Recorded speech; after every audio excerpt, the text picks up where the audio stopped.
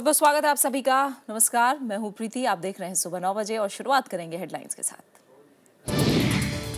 महाराष्ट्र में सहमति के बाद शिवसेना की केंद्र में मंत्री बढ़ाने की मांग। फडणवीस सरकार के पहले मंत्रिमंडल विस्तार में शिवसेना होगी शामिल। बाबरी मस्जिद मुकदमे से हटे मुख्य पैरोकार हाशिम अंसारी। कांग्रेस ने कहा दबाव में लिया गया फैसला। बीएसपी ने की जांच की मांग। नौसेना दिवस आज। Admiral R K. धवन ने हिंद महासागर में समुद्री आतंकवाद को बताया बड़ा खतरा। हादसों को रोकने के लिए उठाए जा रहे हैं कदम। नवीनतम संचार उपग्रह GSAT-16 का आज देर रात होगा प्रक्षेपण। फ्रेंच गुयाना के कैरो प्रक्षेपण केंद्र से भेजा जाएगा अंतरिक्ष में। आपात संचार सेवा को मिलेगी मजबूती। और 2014 अब तक का सबसे गर्म साल। भारत पर सबसे ज्यादा असर। विकासशील देशों ने प्रदूषण के लिए विकसित देशों को बताया जिम्मेदार।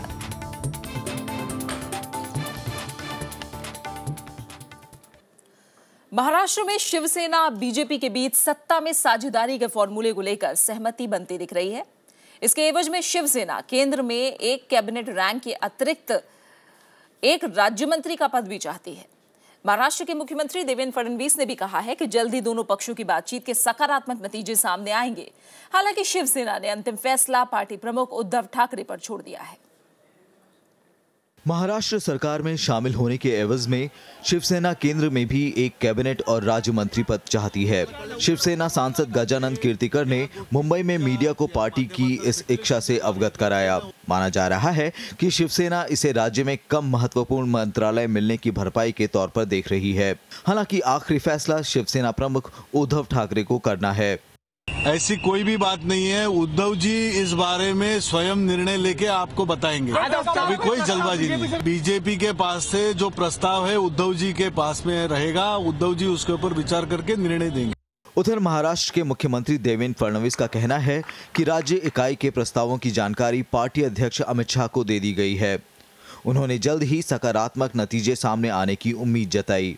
दिल्ली जाकर मैंने हमारे जो राष्ट्रीय अध्यक्ष है माननीय अमित शाह जी, इनको सारी बात ब्रीफ की हुई है और क्या बातचीत हुई है और कहां तक हम पहुंचे हैं और क्या करना चाहते हैं, ये सारी चीजें हमने उनको बताई है और मुझे विश्वास है कि अच्छा रिजल्ट आएगा। शुक्रवार को महाराष्ट्र सरकार का पहला मंत्रिमंडल विस्तार होने की उम्मीद है। इसमें करीब 20 मंत्रियों के शपथ लेने की संभावना है, जिनमें शिवसेना के विधायक भी शामिल हैं। सूत्रों के मुताबिक बीजेपी शिवसेना को 5 कैबिनेट समेत 12 मंत्री पद देने का मन बना चुकी है। उधर शिवसेना भी उप मुख्यमंत्री और गृह मंत्री पद का लोभ भी छोड़ने का संकेत दे चुकी है। फिलहाल महाराष्ट्र की फडणवीस सरकार में 8 कैबिनेट और 2 राज्य मंत्री हैं। Bureau report, Rajya Sabha TV. आज नौसेना दिवस है और इसकी पूर्व संध्या पर नौसेना प्रमुख एडमिरल आर.के. धवन ने समुद्री आतंकवाद के बढ़ने पर चिंता जाहिर की है और कहा कि भारतीय नौसेना ऐसे किसी भी खतरे से निपटने के लिए पूरी तरह से तैयार है। नौसेना प्रमुख एडमिरल आर.के. धवन ने हिंद महासागर में समुद्री आतंकवाद को भारत के लिए तेजी से बढ़ता खतरा करार दिया है। नौसेना दिवस से पहले मीडिया से रूबरू होते हुए नौसेना प्रमुख ने कहा कि आतंकी गुटों की समुद्री इलाकों में सक्रिय होने की खबर मिली है। पाकिस्तानी नौसेना युद्धपोत जुल्फिकार को आतंकियों के हथियाने की नाकाम कोशिश से भारत की चिंता बढ़ गई है। और जो भी ये टेररिज्म के हादसे हुए हैं उन्हें हम बहुत गंभीरता से लेते हैं और देखते हैं कि हमें क्या एक्शन लेना है कि हम उन चुनौतियों का सामना कर सकें। तो भी हमारे मैरीटाइम सिक्योरिटी चैलेंजेस हैं उनको भी हम पहले भी सीरियसली लेते थे। अब भी हम जो टेररिज्म के मामले हैं उनको सीरियसली लेते हैं। नौसेना प्रमुख ने कहा कि समुद्री सुरक्षा की चुनौतियां कई गुना बढ़ गई हैं और समुद्री आतंकवाद से मुकाबले और मुंबई आतंकी हमले जैसी घटनाओं को रोकने के लिए व्यापक तैयारियां की जा रही हैं।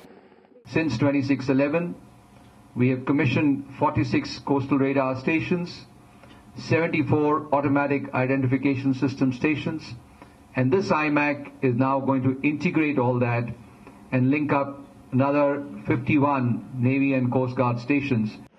Admiral R K. धवन ने कहा कि लंबी समुद्री सीमा और द्वीपों के चलते सुरक्षा की जटिलता है, लेकिन नौसेना इससे निपटने के लिए मुस्तैद है। उन्होंने कहा कि नौसेना में बढ़ रहे हादसों को रोकने के लिए जरूरी कदम उठाए जा रहे हैं। तो जो भी एक्सीडेंट्स हुए हैं वो हमने देखा है, छानबीन की है कि ये एक्सीडेंट्स क्यों हों, और इसके साथ साथ उनके जो रेमेडियल मेजर्स हैं वो भी लागू किए गए हैं। नौसेना प्रमुख ने दक्षिण चीन सागर, हिंद महासागर और श्रीलंका तट में चीन की नौसेना की मौजूदगी को लेकर पैदा हुई आशंकाओं को खारिज किया है। उन्होंने कहा कि नौसेना के आधुनिकीकरण से जुड़ी परियोजनाओं को लेकर रक्षा मंत्रालय से पूरा सहयोग मिल रहा है और नौसेना को आधुनिक सैन्य साजो सामान, पोत और पनडुब्बियों से लैस किया जाएगा। Bureau report, Rajya Sabha TV. केंद्रीय गृह मंत्री राजनाथ सिंह ने कहा है कि सरकार नक्सली उग्रवाद से पूरी दृढ़ता से निपटेगी। छत्तीसगढ़ के सुकमा में सोमवार को हुए नक्सली हमले के मामले पर गृह मंत्री ने कल संसद के दोनों सदनों में बयान दिए। उन्होंने कहा कि सुरक्षा बलों को सभी जरूरी सुविधाएं और साजो सामान मुहैया कराया जाएगा। राज्यसभा ने सुकमा में हुए नक्सली हमले की निंदा की और हिंसा में मारे गए सीआरपीएफ जवानों को श्रद्धांजलि दी। I request members to rise in their places and observe silence as a mark of respect to the memory of those who lost their lives in this tragic incident. गृह मंत्री ने सदन को सुकमा में हमले की जानकारी दी। राजनाथ सिंह ने मंगलवार को घटनास्थल का दौरा किया था और घायलों का हालचाल पूछा था। उन्होंने कहा कि सरकार रणनीति के तहत नक्सली समस्या से सख्ती से निपटेगी। उन्होंने कहा कि नक्सलियों का मनोबल टूटा है और हाल में कई नक्सलियों ने आत्मसमर्पण भी किया है। घात लगाकर हुए हमले में 14 सीआरपीएफ जवान शहीद हो गए और 15 अन्य घायल हो गए थे। सरकार की ओर से मारे गए जवानों के परिजनों को 38 लाख रुपए के मुआवजे का ऐलान किया गया था। कृति मिश्रा, राज्यसभा टीवी। पिछले 6 महीने में प्रधानमंत्री नरेंद्र मोदी ने 45 देशों के नेताओं से मुलाकात की है। लोकसभा में विदेश मंत्री सुषमा स्वराज ने कहा कि इस दौरान अलग अलग देशों के साथ रिश्ते मजबूत हुए हैं। विदेश मंत्री सुषमा स्वराज ने कहा है कि प्रधानमंत्री नरेंद्र मोदी के विदेश दौरों में अमेरिका, ऑस्ट्रेलिया और जापान के साथ अहम समझौते हुए हैं। इनमें व्यापार और असैन्य परमाणु डील शामिल हैं। नेपाल के साथ बिजली परियोजनाओं को लेकर महत्वपूर्ण समझौते हुए हैं। पिछले कुछ महीनों के दौरान प्रधानमंत्री जी ने विश्व में भारत की भूमिका और स्थान को लेकर एक स्पष्ट दृष्टि रखी है, जिसमें विश्व के सबसे बड़े लोकतंत्र के नाते विश्व नेतृत्व को ग्रहण करने की अपनी स्वीकार्यता भी शामिल है। हमने वादों को कार्यवाही में, अवसरों को परिणामों में बदला है। हमने उन संबंधों को पुनर्जीवित किया है जो लंबे समय से उपेक्षित पड़े थे। विदेश मंत्री ने कहा कि प्रधानमंत्री ने पहली विदेश यात्रा के लिए भूटान को चुनकर ऐतिहासिक काम किया। उन्होंने कहा कि प्रधानमंत्री नरेंद्र मोदी की विदेश यात्राओं से प्रवासी भारतीयों में आत्मविश्वास बढ़ा है। प्रणव गोस्वामी के साथ श्याम सुंदर, राज्यसभा टीवी। कांग्रेस उपाध्यक्ष राहुल गांधी ने केंद्र सरकार की सांसद आदर्श ग्राम विकास योजना पर सवाल खड़ा किया है। उन्होंने कहा कि एक गांव को बदलने से सारे गांव का विकास नहीं हो सकता। उन्होंने योजना के लिए अलग से धन नहीं दिए जाने पर भी निराशा जाहिर की। अपने संसदीय क्षेत्र अमेठी पहुंचे कांग्रेस उपाध्यक्ष राहुल गांधी ने केंद्र सरकार को आड़े हाथों लिया। सांसद आदर्श ग्राम विकास योजना के लिए गोद लिए गए जगदीशपुर में उन्होंने कहा कि उनकी सोच सभी गांवों के विकास की है। हर गांव को शक्ति देने की, सिर्फ एक गांव को नहीं, मगर अमेठी के हर गांव को, हिंदुस्तान के हर एक गांव को शक्ति देने की सोच। गांव वालों के सशक्तिकरण पर जोर देते हुए कांग्रेस उपाध्यक्ष ने कहा कि योजना के लिए धन को लेकर स्थिति साफ नहीं है। सबके विकास का है, सिर्फ एक गांव के विकास का नहीं है। और दूसरा, जो स्कीम चालू की है उसके लिए कोई पैसा भी नहीं दिया है। तो पहली बार मैंने सुना है एक स्कीम लागू किया गया है जिसके लिए कोई फंडिंग नहीं दी गई। तो ये मुझे थोड़ी क्लैरिटी बात समझ नहीं आ रही। राहुल गांधी 2 दिन के अमेठी दौरे पर थे। इस दौरान उन्होंने पार्टी कार्यकर्ताओं और लोगों से भी मुलाकात की। Bureau report, Rajya Sabha TV. Babri मस्जिद मामले में मुख्य पक्षकार हाशिम अंसारी ने कहा है कि वो इस मुद्दे के समाधान के लिए प्रधानमंत्री से बातचीत के लिए तैयार हैं, लेकिन प्रधानमंत्री भरोसा दिलाएं कि वो मस्जिद गिराने में शामिल लोगों को सजा दिलाएंगे। हाशिम अंसारी ने बुधवार को बाबरी मस्जिद मामले में से हटने की बात कही थी। बाबरी मस्जिद मामले के मुख्य पक्षकार हाशिम अंसारी इस मामले में हो रही राजनीति और फैसले में देरी से दुखी हैं। बुधवार को उन्होंने इस मामले से खुद को अलग करने का फैसला कर लिया। जन्मभूमि बाबरी मस्जिद की पैरवी नहीं करेंगे, इसलिए कि हमें सरकार पर उम्मीद नहीं है। कांग्रेस ने इसे दबाव में लिया गया फैसला बताया। बीएसपी ने मामले की जांच की मांग की है। उनके ऊपर दबाव बनाया है, दबाव बनाने के बाद उनको विड्रा किया है, वरना ये एक ऐसा मुद्दा है जिसपे हाशमी साहब लेके आगे बढ़े थे और मुख्य प्रतिवादी थे। ये देखना बहुत जरूरी है कि उन्होंने किन हालात में बोला है, तो ये सारा जो खुलासा होगा जांच के बाद ही होगा। तो मैं समझती हूँ कि इसकी जांच होनी चाहिए। एनसीपी ने इसे फैसले में देरी के चलते निराशा में उठाया गया कदम बताया। समाजवादी पार्टी का कहना है कि हाशिम अंसारी के केस से हट जाने से मामले पर कोई असर नहीं पड़ेगा।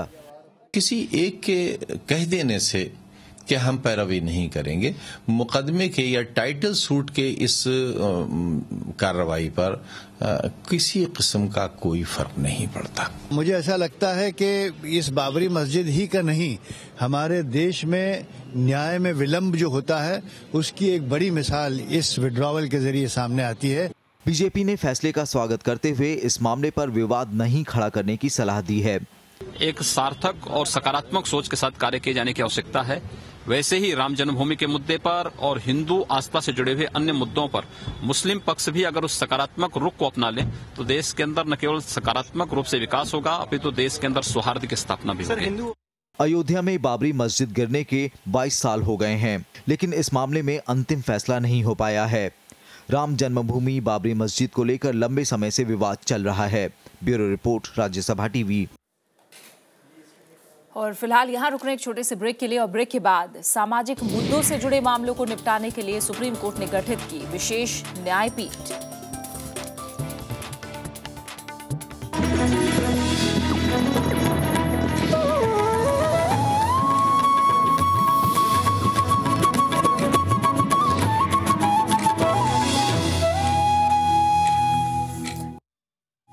ब्रेक के बाद आपका स्वागत है और बात कुछ और अहम खबरों की। पेट्रोलियम मंत्री धर्मेंद्र प्रधान ने कहा है कि पेट्रोल और डीजल पर एक्साइज ड्यूटी बढ़ाने से सरकार की आमदनी में इजाफा होगा। उनके मुताबिक इस कदम से राजस्व घाटा कम करने में मदद मिलेगी, लेकिन विपक्षी दलों की मांग है कि ये फायदा ग्राहकों को मिले। पेट्रोलियम मंत्रालय ने पेट्रोल और डीजल पर एक्साइज ड्यूटी बढ़ाने का बचाव किया है। पेट्रोलियम मंत्री धर्मेंद्र प्रधान ने कहा कि इससे कल्याणकारी योजनाओं में मदद मिलेगी। 6 रुपया से ज्यादा डीजल की दाम घटाने की उनको मौका मिला। थोड़ा बहुत पैसा गरीबों की कल्याणकारी योजना के लिए हमने सरकार की तिजोरी में मिलाया। तृणमूल कांग्रेस ने इस बढ़ोतरी के खिलाफ बुधवार को संसद परिसर में धरना दिया। दूसरे विपक्षी दल भी एक्साइज ड्यूटी बढ़ाने को गलत ठहरा रहे हैं। Stop playing games, pass this huge price cut in the international crude prices, pass it on to the consumer. $115 से घट के जो है $64 पे भारत की सरकार खरीद रही है। इतना बड़ा जो है लाभ मिल रहा है, लेकिन उस हिसाब से पेट्रोल की कीमत 40 रुपए लीटर होनी चाहिए। आज जो कंज्यूमर है उसको कोई राहत नहीं दी। हम सरकार की इस गलत नीति की आलोचना करते हैं। सरकार ने मंगलवार को पेट्रोल पर 2 रुपए 25 पैसे और डीजल पर 1 रुपए एक्साइज ड्यूटी बढ़ाई थी। इससे खुदरा कीमतें नहीं बढ़ी क्योंकि इसकी भरपाई तेल कंपनियां कर रही हैं। इससे सरकार को 4000 करोड़ रुपए मिलेंगे। लेकिन सवाल ये है कि कच्चे तेल की कम होती कीमतों के बावजूद सरकार ने अपनी आमदनी में इजाफा किया है, लेकिन देखना है कि भविष्य में कीमतें बढ़ने पर उपभोक्ताओं को वो कैसे लाभ पहुंचाएगी। Kriti Mishra, Rajya Sabha TV. Supreme Court ने सामाजिक मुद्दों से जुड़े मामलों की सुनवाई के लिए विशेष सामाजिक न्यायपीठ गठित की है। कोर्ट ने कहा है कि ऐसे मामलों का जल्द निपटारा करने और संविधान में दिए गए अधिकारों का फायदा नागरिकों को मुहैया कराने की जरूरत है। सामाजिक पीठ के सदस्यों में जस्टिस मदन बी लोकुर और उदय उमेश ललित को शामिल किया गया है। विशेष बेंच में 12 दिसंबर से हर शुक्रवार सुनवाई होगी। सुप्रीम कोर्ट ने कहा है कि सामाजिक न्याय के दायरे में आने वाले कई मामले कई सालों से लंबित हैं और ऐसे मामलों का जल्द निपटारा होना चाहिए। सामाजिक न्याय से जुड़े ज्यादातर मामलों में महिलाओं, बच्चों और उपेक्षित वर्ग से जुड़े हुए मामले हैं। वहीं सुप्रीम कोर्ट ने मुल्ला पेरियार बांध मुद्दे पर केरल की याचिका खारिज कर दी है। केरल सरकार ने कोर्ट से अपील की थी कि बांध की ऊंचाई 142 फीट रखने के कोर्ट के आदेश की समीक्षा की जानी चाहिए। कोर्ट ने याचिका को खारिज करते हुए कहा कि 5 जजों की तरफ से दिए गए फैसले की समीक्षा का कोई आधार नहीं है।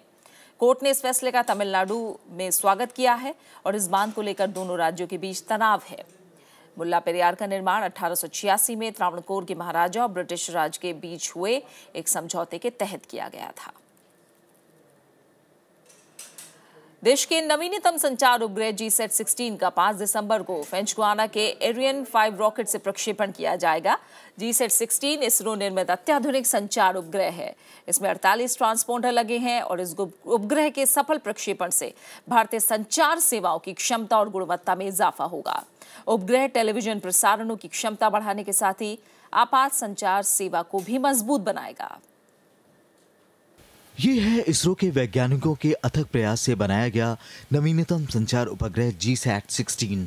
GSAT-16 का प्रक्षेपण गुरुवार देर रात 2:08 पर फ्रेंच गुयाना के कोरू प्रक्षेपण स्थल से किया जाएगा, जिसे यूरोपीय एजेंसी के प्रक्षेपण यान एरियन 5 के जरिए अंतरिक्ष में भेजा जाएगा। 3180 किलो वजनी इस उपग्रह में 1718 किलो का प्रणोदक लगा है। GSAT में कुल 48 ट्रांसपॉन्डर्स हैं, जिसमें 24 सामान्य सी बैंड, 12 विस्तारित सी बैंड और 12 KU बैंड शामिल हैं। बेंगलुरु के इसरो सैटेलाइट सेंटर में इस उपग्रह का निर्माण किया गया। अहमदाबाद के अंतरिक्ष उपयोग केंद्र में इसके पेलोड लगाए गए हैं। GSAT-16 में 2 उपकरण पैनल के अलावा सौर ऊर्जा पैनल भी लगे हैं। उपग्रह के पूर्व और पश्चिमी हिस्से में 2 ड्यूल ग्रेडेड रिफ्लेक्टर्स लगे हैं। हासन के मास्टर कंट्रोल फैसिलिटी सेंटर से इसके कक्षीय संचालन की निगरानी की जाएगी। इसके बाद हासन से ही उसे 55 डिग्री पूर्वी देशांतर में पृथ्वी की GTO ऑर्बिट में स्थापित कर दिया जाएगा। अपनी कक्षा में परिक्रमा करते हुए GSAT-16 अगले 12 साल तक देश को सेवाएं देता रहेगा। GSAT-16 भारतीय संचार उपग्रहों में GSAT सीरीज का 11वां उपग्रह है और ये INSAT 3E उपग्रह की जगह लेगा। Bureau report, Rajya Sabha TV. Bharat में स्विट्जरलैंड के राजदूत लायनस वॉन कैस्टलमर ने कहा है कि उनका देश भारत के साथ काले धन पर सहयोग का इच्छुक है, लेकिन इसके लिए पर्याप्त सबूत होने चाहिए। कैस्टलमर ने कहा है कि चोरी के डेटा पर कार्रवाई नहीं की जा सकती। उन्होंने कहा कि कोई व्यक्ति अगर स्विस बैंक में धन जमा कराता है तो हम उसकी सूचना भारत के साथ साझा करेंगे, लेकिन यह भी समझना होगा कि अतीत को बदला नहीं जा सकता। अमेरिकी राष्ट्रपति बराक ओबामा ने चीन में बढ़ रही मानवाधिकार उल्लंघन की घटनाओं पर चिंता जाहिर की है। हाल ही में हांगकांग में हुए लोकतंत्र समर्थक प्रदर्शनों को दबाने के लिए ओबामा ने राष्ट्रपति जिनपिंग की निंदा की। रूस पर निशाना साधते हुए अमेरिकी राष्ट्रपति ने कहा कि यूक्रेन में दखल के बाद से रूस की आर्थिक स्थिति में गिरावट आई है। अमेरिकी राष्ट्रपति बराक ओबामा ने चीन में बढ़ रही मानवाधिकार उल्लंघन की घटनाओं पर एक बार फिर चीन को आड़े हाथों लिया। ओबामा ने कहा कि राष्ट्रपति जिनपिंग अपने पूर्ववर्तियों की अपेक्षा ताकतवर हैं, लेकिन इसका असर मानवाधिकारों पर पड़ रहा है। उन्होंने कहा कि चीन की हरकतों के चलते उसके पड़ोसी देश तनाव में हैं। There are dangers in that on issues of human rights, on issues of clamping down on dissent. He taps into a nationalism that worries his neighbors and that we've seen manifest in these maritime disputes. चीन के साथ ही अमेरिकी राष्ट्रपति ने एक बार फिर रूस को भी चेतावनी दी। उन्होंने कहा कि रूस के यूक्रेन में दखल के चलते वहां की अर्थव्यवस्था में गिरावट आई है। ओबामा ने कहा कि पुतिन अपने ही देश को पीछे ले जा रहे हैं। Approach to Russian policy that is scaring the heck out of his neighbors and is badly damaging his economy, and sanctions are having a big bite on their economy. Barack Obama गाहे बगाहे Putin की आलोचना करते रहे हैं, लेकिन पिछले महीने जिनपिंग से मुलाकात के बाद ओबामा ने चीन के साथ दीर्घकालीन संबंध बनाने की बात कही थी। अब चीनी मानवाधिकार उल्लंघन पर बयान देकर उन्होंने साफ कर दिया कि चीन में आंदोलनों को कुचलने के विरोध की उनकी नीति में कोई परिवर्तन नहीं आया है। Bureau report, Rajya Sabha TV. America ने कहा है कि वो ISIS के खिलाफ लड़ाई में ईरान के साथ कोई सहयोग नहीं ले रहा है।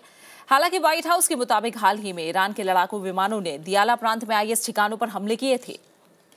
इधर ईरान ने ऐसी किसी कार्रवाई से इनकार किया है। ईरान ने साफ किया है कि वो इस लड़ाई में अमेरिका के साथ सहयोग करने के पक्ष में है। इससे पहले बुधवार को अमेरिकी अधिकारियों ने कहा था कि उन्हें ISIS के खिलाफ लड़ाई में ईरान के शामिल होने के संकेत मिले हैं।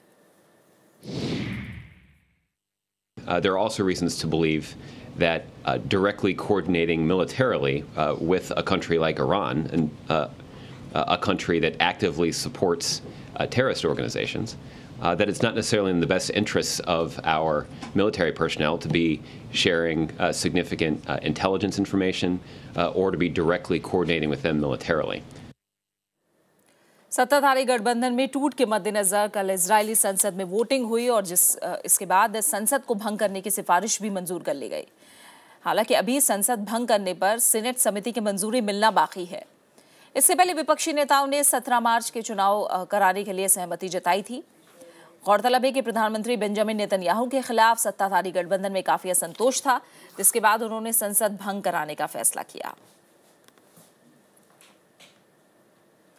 लीमा में चल रहे जलवायु परिवर्तन पर संयुक्त राष्ट्र के सम्मेलन में वैज्ञानिकों ने एक चेतावनी जारी की है। उन्होंने कहा है कि साल 2014 अब तक का सबसे गर्म साल हो सकता है, क्योंकि तापमान का रिकॉर्ड रखे जाने के 130 साल के इतिहास में इस साल के पहले 10 महीने बेहद गर्म रहे हैं। संयुक्त राष्ट्र की तरफ से विश्व मौसम विज्ञान संगठन के ताज़ा आंकड़ों में कहा गया है कि 130 साल के इतिहास में 2014 के पहले 10 महीने सबसे ज्यादा गर्म रहे हैं। वैश्विक स्तर पर अक्टूबर का हालिया महीना रिकॉर्ड तोड़ गर्म रहा। ये हालात तब हैं जब अमेरिका में समय से पहले ही भारी सर्दी पड़ रही है। ये आंकड़े 20वीं सदी के औसत तापमान की तुलना में 0.57 सेल्सियस ज्यादा हैं।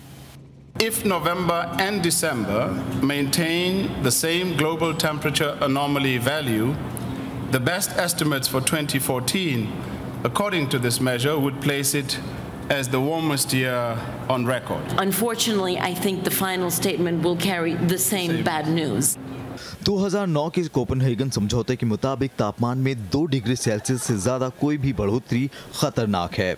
इस बीच लीमा सम्मेलन में जारी एक रिपोर्ट में कहा गया है कि भारत उन देशों में शामिल है जिन पर 2013 में मौसम की सबसे ज्यादा मार पड़ी है। इस साल जो चौंकाने वाली बात सामने आई है वो है बड़े हिस्से में समुद्र तल का बढ़ता हुआ तापमान, जिसमें उत्तरी गोलार्ध भी शामिल है। नए आंकड़े बताते हैं कि ग्लोबल वार्मिंग में ठहराव नहीं आया है। The heat is being absorbed by the oceans. There is no doubt that the ocean continues to warm, and that on a very, very consistent basis. And what it is doing, frankly, is doing us a little favor. सम्मेलन में भारत का कहना है कि अगले साल होने वाले पेरिस समझौते को सफल बनाने के लिए लीमा का सफल होना बेहद जरूरी है। ये तभी सफल होगा जब कोई आम सहमति बन पाएगी। इस बीच जलवायु परिवर्तन के मुद्दे पर विकसित और विकासशील देशों के बीच खींचतान जारी है। विकासशील देशों का कहना है कि विकसित देशों में औद्योगिकरण की रफ्तार भले कम हुई है, लेकिन अब भी प्रदूषण फैलाने वाले कारखानों पर उन्हीं का नियंत्रण है। इधर विकसित देश पर्यावरण को नुकसान के लिए विकासशील देशों में उत्सर्जन के कमजोर मानकों को जिम्मेदार मानते हैं। इस खींचतान के बीच पृथ्वी की आबोहवा लगातार खराब हो रही है।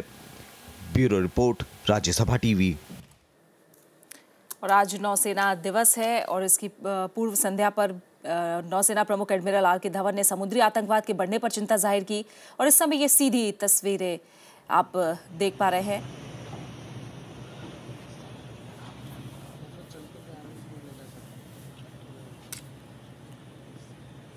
अमर जवान ज्योति पर इस समय नौसेना प्रमुख मौजूद हैं।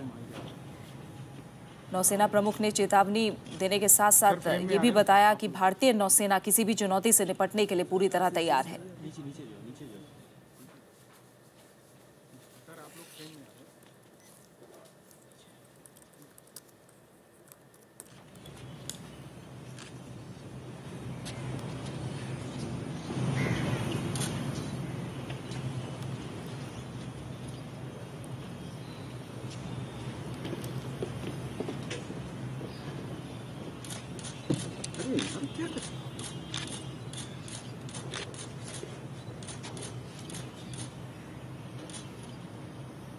अमर जवान ज्योति पर नौसेना दिवस के मौके पर तीनों सेना प्रमुख मौजूद हैं और यहाँ शहीदों को श्रद्धांजलि दी जा रही है।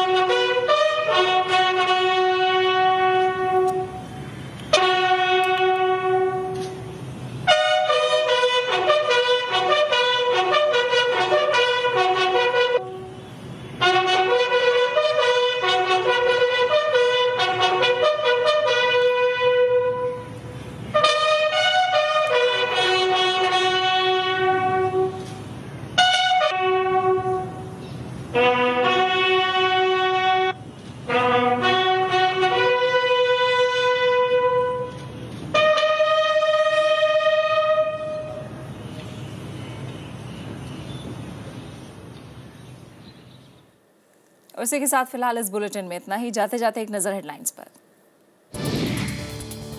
महाराष्ट्र में सहमति के बाद शिवसेना का केंद्र में मंत्री बढ़ाने की मांग। फडणवीस सरकार के पहले मंत्रिमंडल विस्तार में शिवसेना होगी शामिल। बाबरी मस्जिद मुकदमे से हटे मुख्य पैरोकार हाशिम अंसारी। कांग्रेस ने कहा दबाव में लिया गया फैसला। बीएसपी ने की जांच की मांग। नौसेना दिवस आज। Admiral R K. धवन ने हिंद महासागर में समुद्री आतंकवाद को बताया बड़ा खतरा। हादसों को रोकने के लिए उठाए जा रहे हैं कदम। नवीनतम संचार उपग्रह जीसैट 16 का आज देर रात होगा प्रक्षेपण। फ्रेंच गुयाना के कॉडो प्रक्षेपण केंद्र से भेजा जाएगा अंतरिक्ष में। आपात संचार सेवा को मिलेगी मजबूती।